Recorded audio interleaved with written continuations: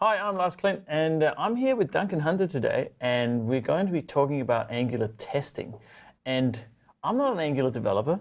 I've done lots of testing in the past, but I've never tested Angular, so this is going to be really interesting. And I don't even know much about it from like the onset at all. So where do we start? What are we going to do today? That's exactly where we're at. We're going to start from scratch. Cool. And we're going to take an existing simple application and we're going to write some tests around it. And we're going to go from component through to service and we're going to make testing not boring. So stick with us. Testing's sexy. Exactly. Okay. So what are we going to look at today? We're going to kick off having a look at why you'd want to test and what you'd want to test, because in reality, not everybody's testing their Angular code. Sure. People are, people aren't, and we'll talk a little bit about that and some of the benefits.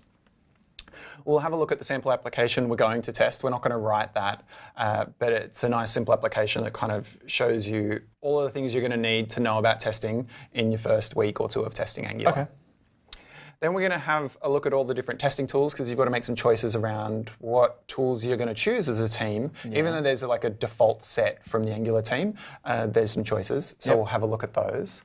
And then we'll look at writing your first unit tests, like super simple, talk about, the tooling and the language and the structure of how to write a simple test. Okay. And then we start to dive a little deeper, and we're going to look at one of the challenging parts of testing Angular, which is how do you mock a dependency?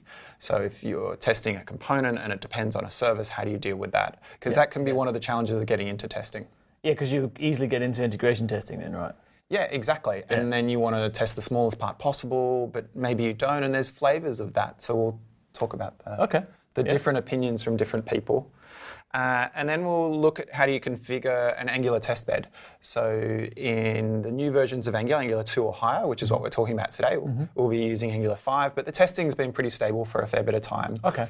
And the test bed is a way to configure all your dependencies, and it's the main way to do that. Sure. So we'll be looking at how to set that up. All right.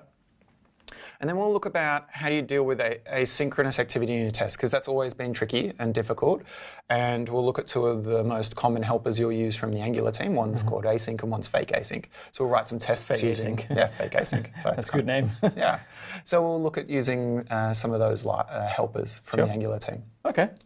And then we'll finish up, we'll write some end-to-end tests, a completely different sort of speed to writing a unit test, where we actually write, like you mentioned, an integration test, where we actually boot up the whole application in the browser and then watch as you move across many parts of the app and do some work. Cool. Yeah. I'm excited. This will be good. Cool. So let's get into it. Sure. All right.